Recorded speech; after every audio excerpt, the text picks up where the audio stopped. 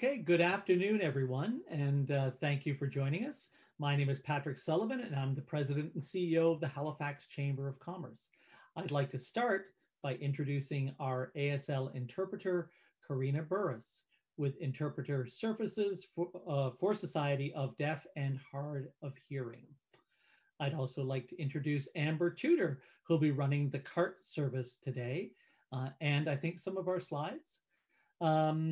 You can access captions and the full transcript by clicking on the CC button along the bottom of your Zoom window. I'd like to thank Nova Scotia Business Inc. for supporting today's event. I'm really looking forward to today's event. As you may know, we're just kicking off National Accessibility Week across Canada.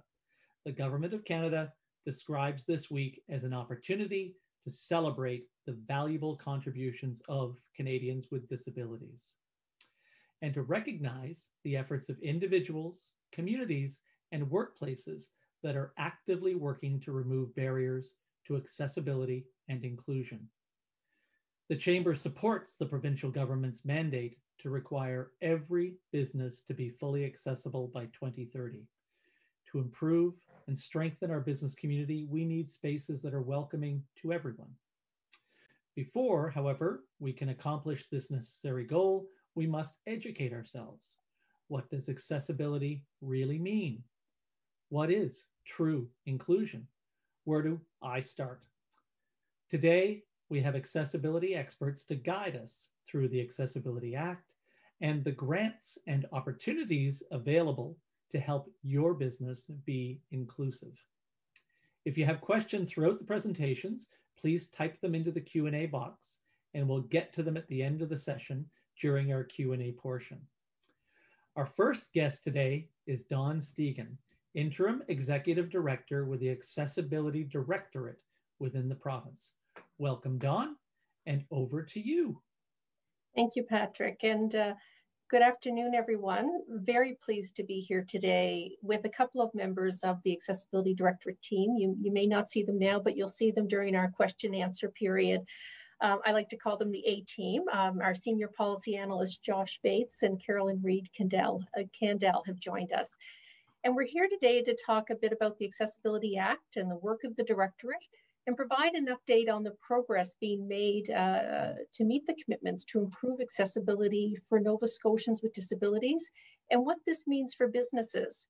And so I first want to, we know the impact of COVID-19 is being felt by all businesses in Nova Scotia, and you're navigating some broad range interrelated issues.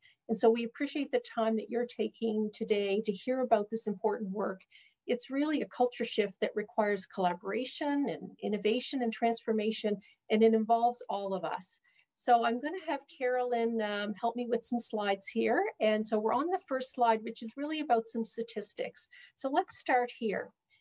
30.4% of Nova Scotians 15 years and older have at least one disability.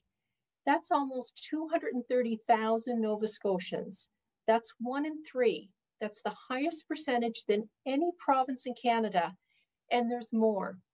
People with disabilities and their families don't walk or wheel alone. It's really a ripple effect. Factor in 25% of Nova Scotians who interact daily with persons with disabilities, and the 30% of Nova Scotians that interact weekly with someone with a disability. Well, that's over 50% of our population making choices daily on accessible services and the built environment. Can we eat in a restaurant together? Can we shop at this store together? Can we stay in this hotel together? And this number is only going to grow.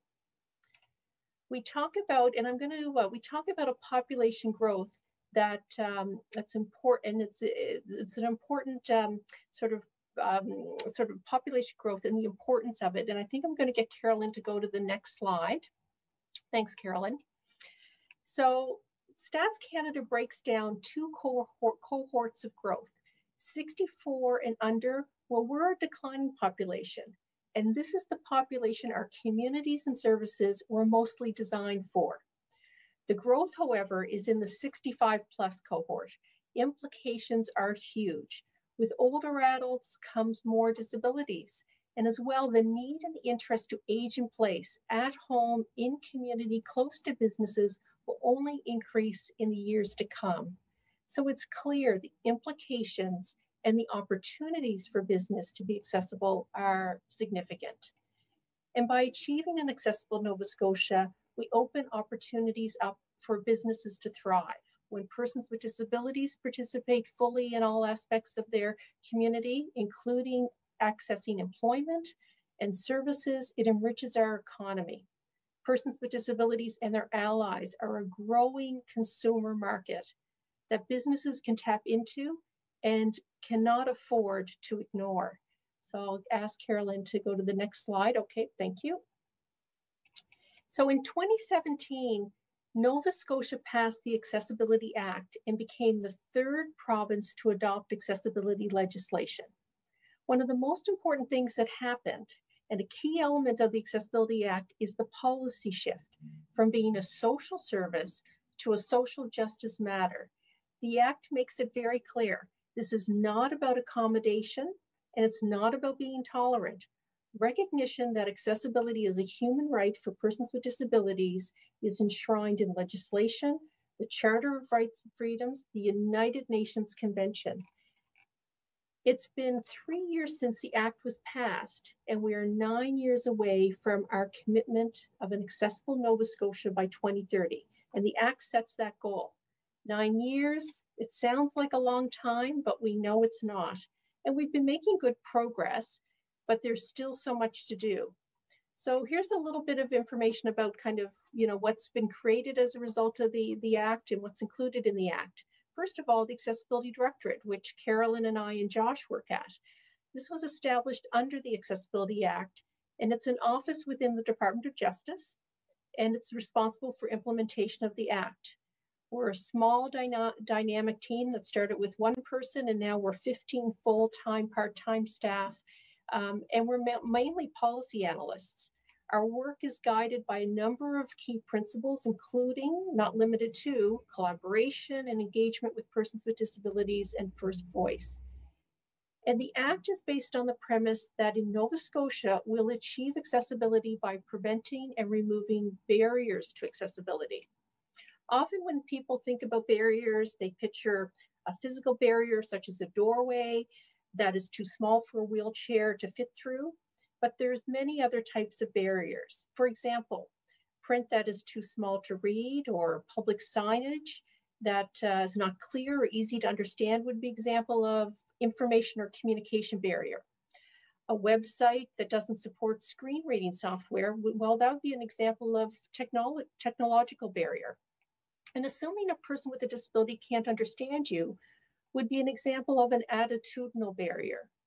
So one way, it really is a multi-pronged approach, is that we will prevent and remove barriers through the development and implementation of standards in the following areas. Built environment, well, that's about buildings and streets and sidewalks and parks and recreation space. And it's really been focused on addressing gaps in current regulations. There's going to be standards in education, and this will help create learning environments in which all students can participate. Employment, standards in this area will range from recruitment, career advancement, meaningful employment. Goods and services, well, that's really about how as service providers interact with persons with disabilities, train our staff, make documents available, the placement of goods. Then we have information and communications. Well, this is going to be about accessible formats of communication like websites and large print materials. And then public transportation and transportation infrastructure, making it easier for everyone to get where they want to go. So clearly, from the 6 standards that I've just listed, it's clearly not just about the built environment. I'll get Carolyn to go to the next slide. So what keeps us on track in government with our partners at the Accessibility Directorate? Well, 3 years ago, government brought forward 2 key policy documents, and they're available on our website, Access by Design, and that's the implementation strategy for the Accessibility Act, for how the province not just government, but everybody, how the province will achieve a goal of an accessible Nova Scotia by 2030. And the second document is the Government of Nova Scotia Plan. And it's our first 3-year accessibility plan as a government of Nova Scotia. So I'm going to be talking a little bit about what's called prescribed public sector bodies. So whether you're a museum or a library or a municipality, we're just like those prescribed bodies. The Government of Nova Scotia is required to have 3-year action plans. And so these two documents really guide us. And I'll go to the next slide, Carolyn. So in these documents, the two combined, there's over 40 commitments to advancing accessibility. And the business community, I'm pleased to say, is well represented in the work that is ongoing and that we're doing, represented on our Compliance and Enforcement Working Group, on the Built Environment Standard Development Committee, on the Accessibility Advisory Board. And I'll go to the next slide. So what do you need to consider about the obligations under the Accessibility Act, and what does it mean for businesses, in addition to accessibility being an opportunity? Well, I think you need to be considering the accessibility standards and partnership and collaboration. So the Act requires us to develop the 6 standards that I've just mentioned, and we're well underway with developing 2 of the standard areas in the built environment and in education. So we will begin to develop the 4 remaining standards, so goods and services, information, communication, technology, and employment, 1 standard area a year starting this year in 2021. And it does take approximately 3 years to kind of start with the research and the committee forming to advancing recommendations for regulations to government. Businesses not under federal regulations will be required to comply with the Nova Scotia accessibility standards when enacted. So let's just take a quick look at the built environment and education. So recommendations for the built environment standards were advanced by the Accessibility Advisory Board in August, just this past summer, and those recommendations have been made available publicly. They are available on the Accessibility Directorate website. And they include recommendations, a whole suite of recommendations in the areas of parking, pedestrian facilities like street furniture, exterior approaches like buildings being well lit, emergency systems, site selection, wayfinding, washrooms, interiors, housing, and parks and recreation. So the Minister of Justice has tasked now that he's received these recommendations, he's tasked an interdepartmental working group made up of solicitors and policy advisors and domain experts to review all the recommendations and draft regulations, conduct the impact assessments, do consultation, and develop implementation plans. So these standards will be enacted in a phased-in approach beginning in 2022. And we hope that consultation, and there'll be a significant amount of consultation, will begin this fall.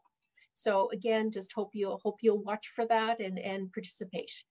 As it relates to the education standards, which is the other piece of work that's well underway, of course, we're designing standards to ensure meaningful participation of all learners and to ensure policies and programs are inclusive and responsive. So you may be wondering, well, how does education standards relate to businesses? Well, if you're a career college or a language school or connected to a private school, the education standards will apply. What's significant here is we're the first jurisdiction to develop accessibility education standards, and we anticipate, again, they'll go through a process of more consultation and whatnot, and we're aiming there for an enactment in fall of 2023. So when standards roll out, the focus will be on awareness and education. So there'll be lots of that and capacity building, of course. There will be an implementation plan. You'll be able to provide feedback on that during the consultation process, and there will be a responsive compliance and enforcement framework, again, focused on education. And then finally, the second area that I felt was important to consider today was partnership and collaboration. So again, there's many prescribed public sector bodies that are required under the Accessibility Act to establish accessibility advisory committees and prepare and make publicly available an accessibility plan. with input from the disability community. And although businesses are not prescribed, we're eager to establish partnerships with the business community. We would love to support some prototypes, areas of research, and we encourage you to get involved with your local accessibility committee. So HRM would have an accessibility committee, and they just advance their accessibility plan, and they would be prescribed, as I just mentioned. So a great resource of experts and first voice, as well as the recent plan that they brought forward. So the overview that I've provided is at a high level, and I just want to assure you the time for discussion after our presentations, but also the Accessibility Directorate website has many resources and webinars that you can access after today. And the staff at the Directorate would be pleased, of course, to follow up with you for further discussion after today's webinar as well. So thanks very much, and I'll pass it back to Patrick. Thank you very much, Dawn. Very much appreciate that. It's a great start, very interesting. Thank you. Now, next up, we have Jessica Ward, Project Manager, National Accessibility Week, Nova Scotia Coordinator with reachAbility. Over to you, Jessica. Thank you, Patrick. And I'm always a little in awe after hearing Dawn speak. She knows I'm a big fan of the Accessibility Directorate. I'm really happy to be here today and talk a little bit about some of the resources that are available for businesses. I really liked how Dawn started by saying that we definitely understand as a community around accessibility, you know, right now, we definitely understand that the pressures and the hardships that businesses have experienced due to COVID, and that their reopening plans are coming, and that there's a lot of increased anxiety. So I loved how she started by saying, and I want to reiterate that point, that we're only expected to know what we know. And we understand that with the new legislation coming in and with the standards rolling out, there's probably a lot of pressure that businesses are feeling, but there are organizations like the Accessibility Directorate, also like reachAbility Association, that are here to work with small to medium businesses and other organizations as they try to move through these expectations that are coming out, and as they're trying to learn as to what that means. So what I'm really happy to be here to talk quickly about is some of the resources that are available for businesses, and also to talk about how our agency, reachAbility, is working with businesses across Nova Scotia to help support them through some of these changes, mainly around training, but also around providing some other accessibility services. So before I get into talking about training, I wanted to quickly review some of the resources that we share with our business partners who come to us saying, we realize that there are legislations coming out. We realize that we want to put our best foot forward and get ahead of the curve before it actually becomes legislation that we are the ones that are being watched to get these things done. We want to start getting moving so that we can make changes as we're going through these transitions.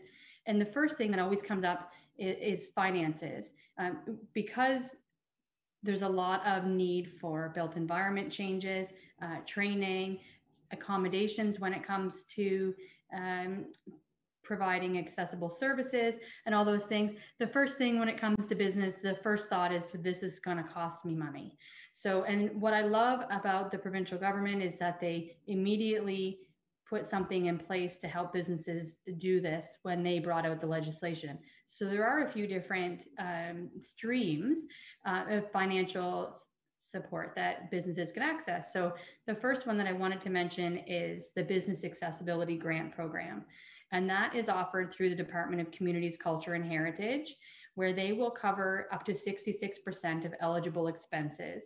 So if you are a business and you realize that maybe you need to have a new door put in with a button, or you need a ramp, or possibly you're looking to get some support in creating more accessible communication, having your website redone so that it is more accessible for screen readers, you can go through one of these funding programs. So there is the Business Accessibility Grant Program that is available to businesses, and I can make sure that we have that website available, or you can go on to cch.novascotia.ca and you'll be able to find the link there for the Business Accessibility Grant. Now that covers things like built environment, as I mentioned, with construction and renovation projects, accessible communications. So that can be, as I said, redoing a website or having accessible web design, accessible signage, and also assistive technologies. So that can go, there is an expense cap of up to $30,000 for the accessible communication grants. But again, the government will cover up to 66% of those eligible expenses.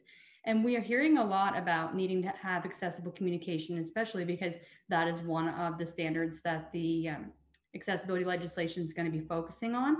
But in these days, especially with COVID, everything is online. And as Dawn said, there are over half of the population of Nova Scotia that either live with disability or have a relationship to disability. So if your communication, if your website or your services are not accessible, you are missing out on over half of the population of Nova Scotia. So this is a really big hot topic that we've been hearing a lot about. And I love that these services or these financial resources are available through that program.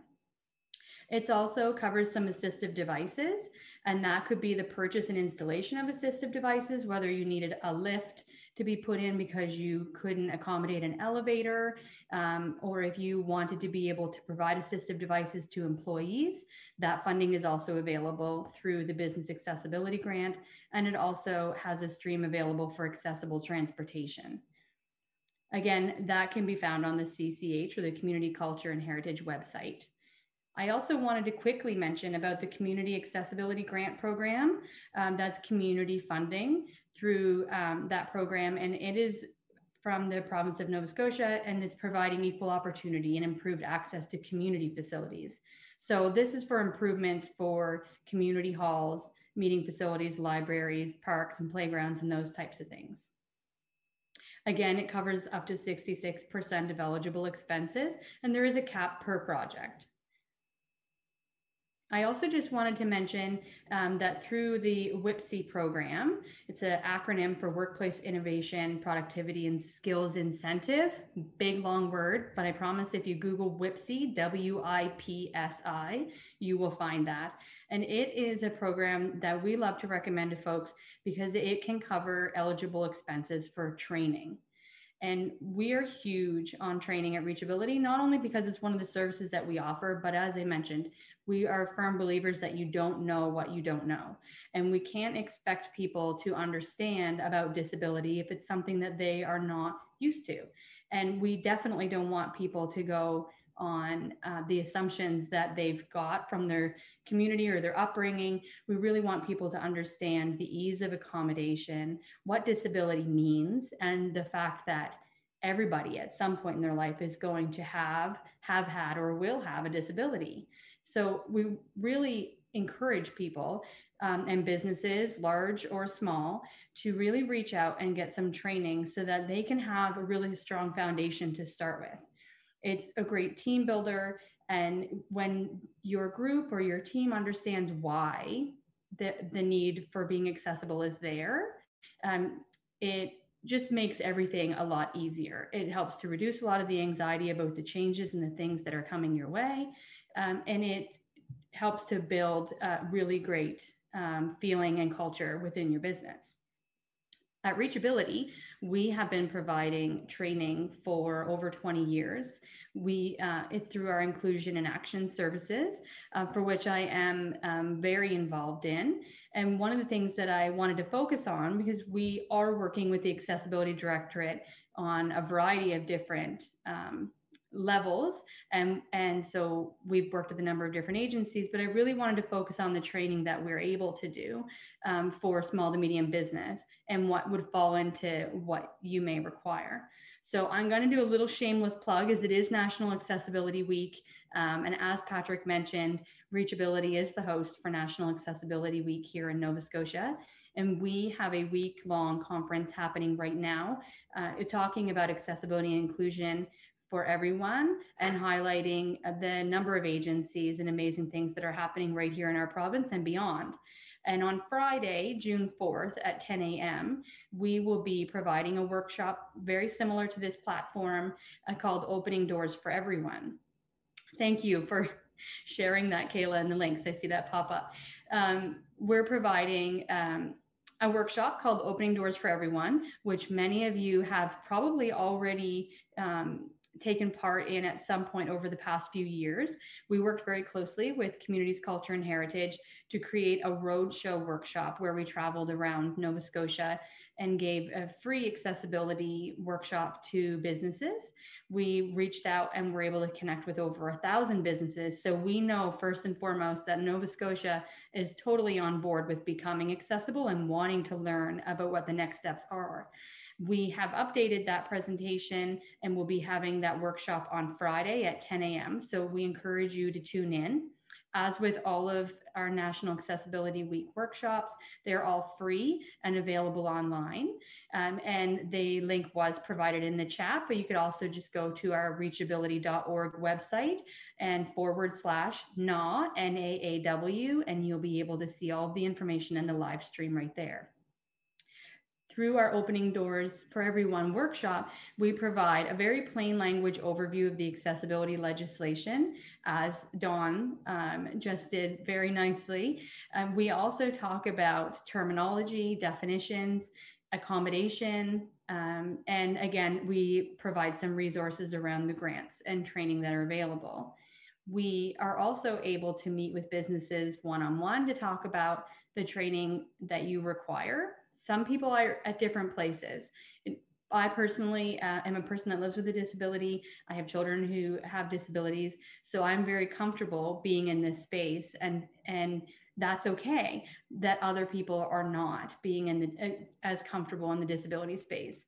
But as I mentioned, training, especially within your business and providing that leadership, will give not only your team, your employees, the understanding that this is what's important to you, but by creating a very open and welcoming space within your business, your clients, your audience is going to feel more comfortable and more safe within your space.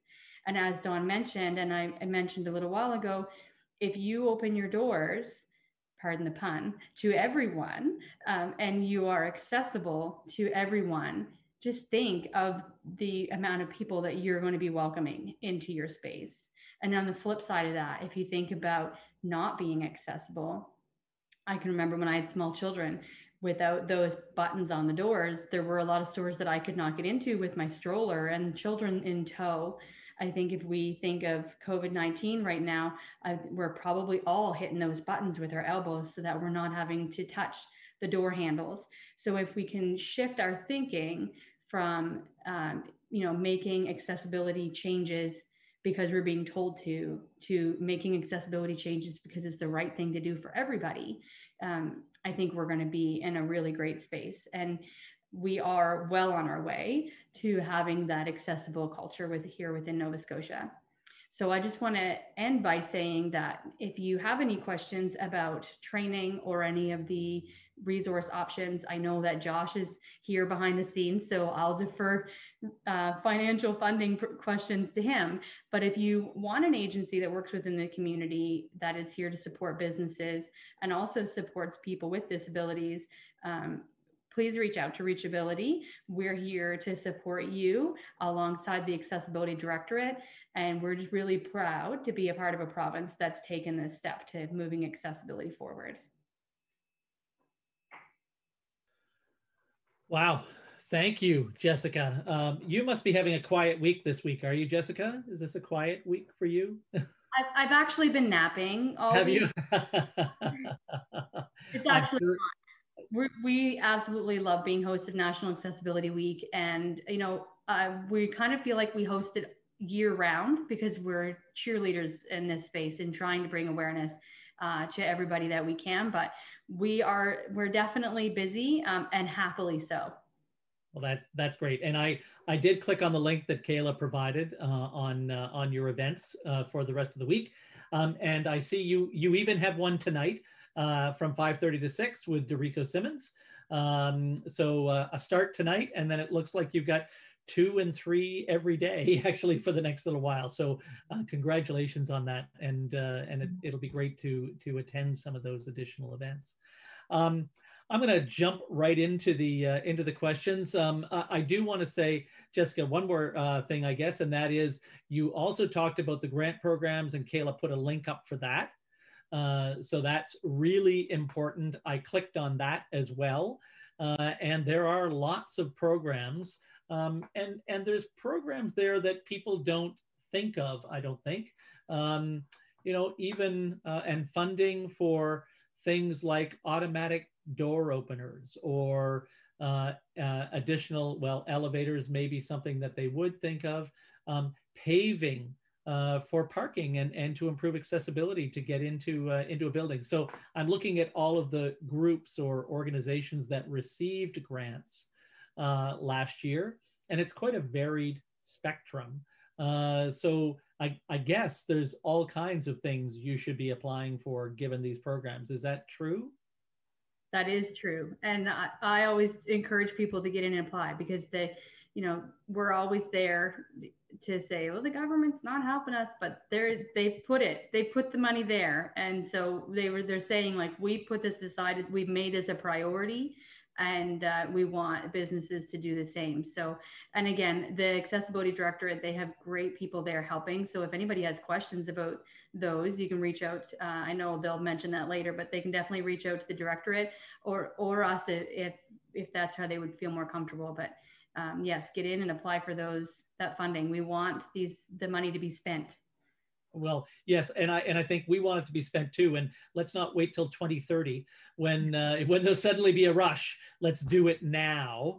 And in fact, and I'm going to ask you a question about this, Don, I guess. But in fact, we've done exactly that. So we felt our office was quite accessible. We believed it was accessible, but we had an evaluation done, and we found that although you could get into the office, and although we were on one floor and those things were all good, our washrooms were not accessible. So we did actually apply for funding to improve our washrooms. And I think we were to receive 2/3 of the funding to improve our washrooms, which was amazing. So Don, I'm gonna jump to you. I think with this first question, can you tell us what perhaps your 2 or 3 priorities for short or long-term action for the chamber and for our members around accessibility and in the business community and not-for-profit community? Yeah, no, thank you, Patrick. And I do want to just comment that on the grant program, we were talking to our colleagues at Communities, Culture and Heritage just last week. And I understand that the budget for this year is $1 million. They have 400,000 approximately committed, another 600,000 that's available for grants. And, and definitely this is money that needs to be spent this fiscal year. So, they really, the window right now to apply is probably between now and late fall, because the projects would have to be done by March 31st. So yeah, a really great opportunity to kind of get in there and talk to Wayne Matheson, their grant coordinator for that program. But in terms of those 2 or 3 priorities, I think what comes to mind for me is education would be the first thing. It's always kind of that first step that can really make a difference. And so I would encourage nonprofits and the business community to take advantage of all the education that's available, whether it's sort of a one-on-one consultant or if it's about a webinar that you sort of participate in.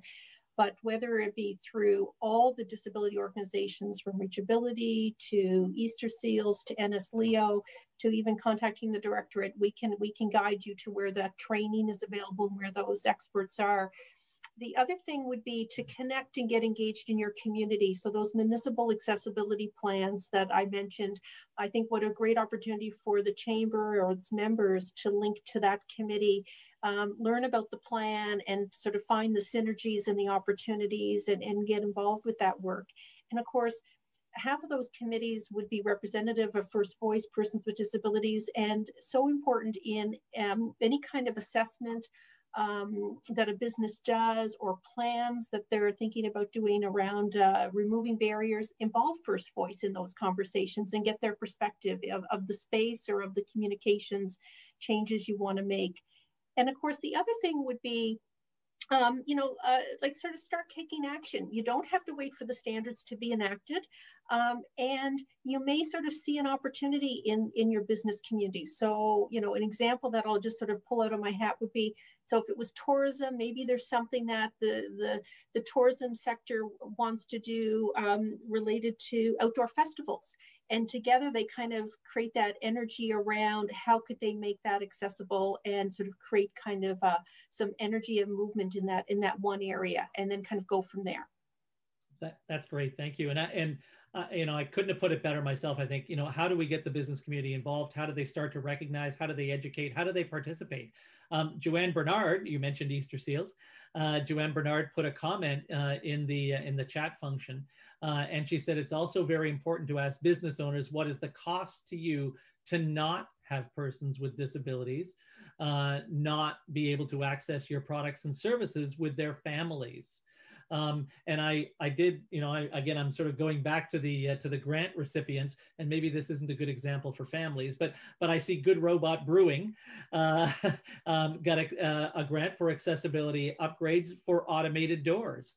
So clearly they're recognizing, that they want to appeal to everyone to get into their facility. So Jessica, maybe I could ask you the same question. I mean, are there 2 or 3 things that you think the Chamber or our businesses, not-for-profits, should be doing as we around accessibility as we move forward?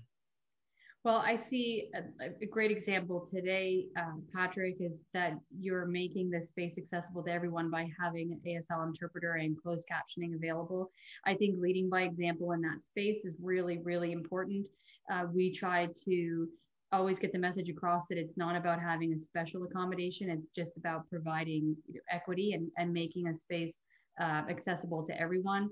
So that leading by example is really important, in that I'm not aware if this is a service that you provide for all of your webinars and your workshops, but I would certainly implore you to do so if you don't, to make that your policy, to always have anything that's public, to have that service, or to at least say, not in small print, but in large print, that you're able to provide accessibility services if they're requested. And then that way we're not exhausting the resources, because they know that ASL interpretation is very few and far between, and we appreciate them so much because there are not a lot of skilled interpreters around. So that would be the first thing, is leading by example. And I think Halifax Chamber does that a lot. And so through the learning that you provide your members, because you're always offering free learning options. I've come to many. I can't wait till we can do lunch and learns again. But I think that resource is really important, especially to your clientele. So I would definitely encourage more learning, and definitely maybe make it part of your policy that more of that learning is around accessibility and inclusion and in that space, because it is really just a matter of people don't know. It's foreign to them. They don't understand. And we don't like to talk about sensitivity training because we don't feel that people are being insensitive. We really just think that people don't know. And so getting that information out there is the best. And again, the community engagement, that's one of the best ways to learn. I mentioned that I'm a person with a disability, but I also have children who have disabilities. So I'm quite comfortable in that space. So if businesses and organizations aren't already working with community organizations, whether that's through volunteerism or being on a board, then I agree that that is another way to get that learning, that you learn through osmosis. Our CEO always talks about education and osmosis. So you can get the education through learning, and you can also get it by absorbing it, by being around it more often. The more familiar you are with something, the more comfortable you'll be. So that would be my 2 things. Well, that's great. And I think what the last year or year and a bit has shown us is that we can do things differently. We used to just put a person up on a stage. We have now put them on Zoom. But frankly, it's easier now utilizing some of the technology to have our sign language interpreters available in the screen, easy to see. For people who need to use that service, as well as the closed captioning. We're still always learning. I appreciate you saying that, people aren't being insensitive, because I do think in a lot of cases, people just don't know. We began to advertise this event we put it on Twitter, and we actually had people correctly kind of call us out and say, well, wait a minute, this isn't totally accessible on Twitter. You need to describe what's in the image. You need to describe what's there so that people can utilize the technology to actually read this if they have a visual disability. So, you know, and we learned, and now we're doing that. We've now kind of signed up for an automated system that will help to further communicate our advocacy, I suppose, and our events. So, you know, we're always learning, absolutely always learning. And I don't want this to be about the chamber, but I just feel I have to say this. And I did mention Joanne. Joanne's on our board. So thank you, Joanne. We were working on our diversity, equity, and inclusion plan. And Joanne correctly said, and you need to include accessibility. And we changed it. And we now have accessibility as part of that diversity, equity, and inclusion plan. And I think it's made it a much better plan. So thanks, Joanne, and thanks to the folks inside the chamber that have been working on that. Don, what do you hope will be different in the coming year, I suppose, in the future years, for the business community's awareness or action around some of these things? Well, definitely, you know, if I think long term, you know, things that come to mind for me is, again, we'll start to see the directorate in the government will have the standards enacted, and we'll have a kind of a multi-pronged approach with a strong awareness campaign, and all those pieces will be there for people to have what they need to start, you know, sort of understanding the change that's needed. But we'll start to see maybe less human rights complaints. I mean, there's an indicator right there. There's a lot that of the complaints that come into the Human Rights Commission are from persons with disabilities and are employment related. That we'll see that persons with disabilities are supported to participate fully in their community. And again, what we're talking about, and Patrick, you're talking about it so well, which is a universal design approach, which is about building it for everybody to be accessible, and so everybody benefits. It's also you know, a place where abilities vary, but our capacity to participate is not limited by barriers anymore. And so again, it is that, and then of course, one of the important indicators with all of this is that, and Joanne spoke about in the chat, is we will see businesses thrive, and we'll be measuring that and showing that by not all accessibility improvements or removals of barriers cost a lot of money. In fact, if you build it at the beginning, it's minimal. And then there is so much more than just the built environment. And so how do we measure that and get that message out and learn from one another? I hope that in a year from now, the members of the Chamber of Commerce are doing so much that we're celebrating and we're sharing those successes with other jurisdictions and with other communities. Great. Dawn, I want to sort of stick with you for a second and ask you a hard question. The question that I'm often posed, I suppose, when we talk about the Act and the changes by 2030. There are people who say Halifax is an old city, will never be totally accessible. What do you say to that? Yeah, I mean, well, and this is where I'll probably bring Josh Bates on, because Josh is, of course, involved with our compliance and enforcement work, and there is undue hardship that gets discussed in those conversations. And I think that's an element of maybe what's being asked here. But again, it really comes to the, you know, I think we've tried to sort of communicate today, the opportunity for businesses is significant. And of course, coming out of the pandemic in particular, we want to build back better. And the funding support is there for the business community right since 2017 through the Business Accessibility Grant Program. But again, you're right, it's an old city, and definitely undue hardship and alternative approaches are being considered when we look at how regs will be developed and how those implementation plans will move forward. So I'll probably, if I can get in the Zoom universe, if Josh Bates or Carolyn Reed-Kendall, who both deal with compliance and enforcement and the built environment, want to jump in, I'll suggest that they do at this point. Yeah, thanks, Don, for pitching the tough question to me and Carolyn.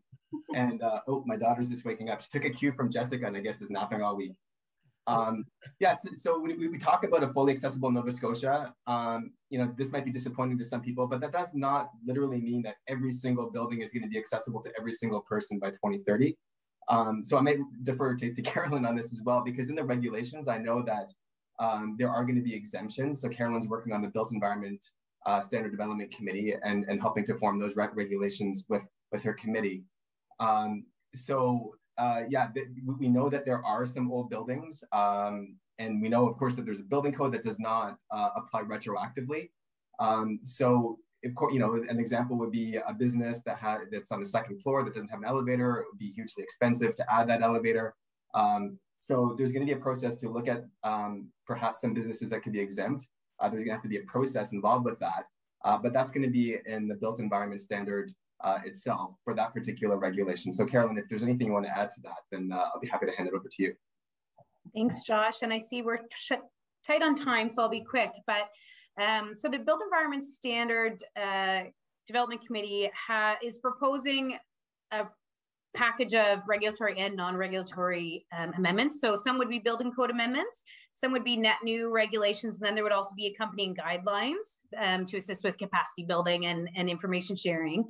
And so we know that the building code is forward-facing only, that no building code amendment can be retroactive and isn't able to be under the building code. So there's not going to be a big push to have every building make themselves accessible by 2030. But what there is going to be is, encouragement through when you do a renovation, you're going to have to do some accessibility upgrades at the same time. And any new building would have to be built accessibly. And then we will be working with municipalities and villages and other prescribed public sector bodies to include accessibility upgrades in their municipal accessibility plans going forward. So there's lots of different ways we can do it, knowing that, no, not every building in Nova Scotia is going to be accessible by 2030, but we do anticipate that there will be lots of improvements made, and we'll work with community and with business to make those happen. That's great. Thanks, Carolyn and Josh. Appreciate that. I'm going to jump into the Q&A. So if anybody has any other Q&As, please throw them up there. Just a couple of comments.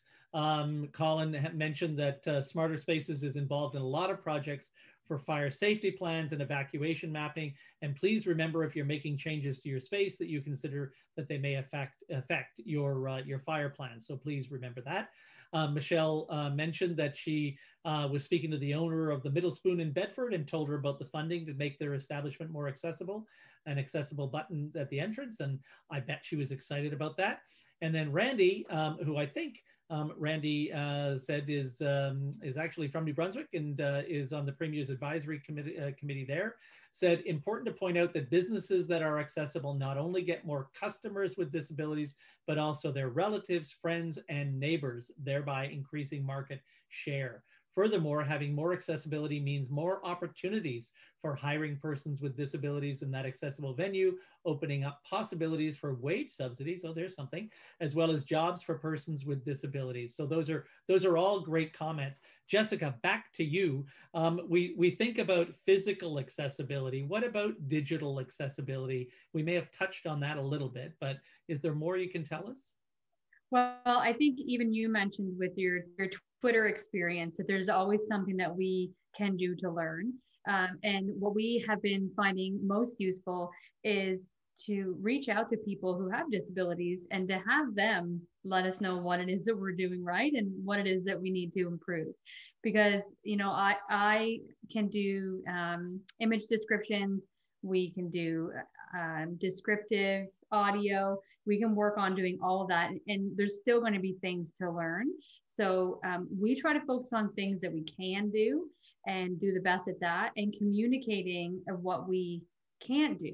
And I think just because I was really hard for me to keep quiet when you were all answering that previous question, I just want to say that if we're not able to be accessible, what's most important is to make it so that people can make informed decisions. So let us be, communicating effectively, which also goes with this digital accessibility question, Patrick, and let us be communicating so that people with disabilities can make informed decisions.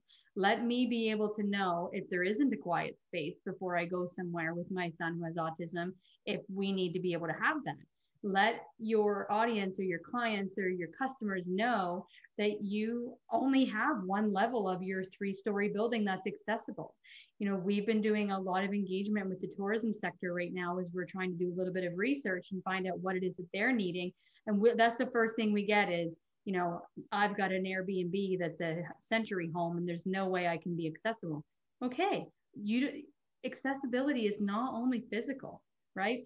I'm going to quote my CEO again, and I'm sure she's just like sitting there chomping at the bit, but we can remove all the architectural barriers in the world. The attitudinal ones are still going to be there, right? So we need to address that. And there's a lot of things that we can do to make or to allow or to empower people with disabilities to make informed decisions. And digital communication is one of the ways that we can do that by having our digital platforms accessible so that visually impaired people, hearing impaired people, you know, even for the federal government and the provincial governments, they're starting to provide plain language text because policies can be really, really hard to understand. So that's all a part of accessibility. And all of our information lives online, right? Everything is technology driven right now, especially because of the pandemic that we've been faced with. So let us not like create more barriers, because we know that during the pandemic, people with disabilities were the ones who faced the most barriers. All the barriers that they had, they just multiplied. And what it did was, by not having digital accessibility, was made that worse. But it also, on the flip side, allowed all of us to see what it is like to be a person with a disability, because we've all been facing social isolation, and we've all been facing, you know, a lack of community engagement. And so let's like use what we've learned to make digital accessibility better. You know, some organizations are going and getting the I hate saying the acronym, the WCAG certification. Some organization, which is like the legislated kind of standard right now. Other people will tell you that that's nowhere near good enough. But let's just do what we can. And don't say that we were perfect, and just say we're continuing to learn. We're just going to continue to do better. Yeah. That's I think, yeah. Oh, sorry, I didn't mean to cut you off. No, I was just going to say that's my 2 cents. It's especially when it comes to digital, because it's always changing. We're not going to be perfection, right? We're looking for progress. That's where I think we are.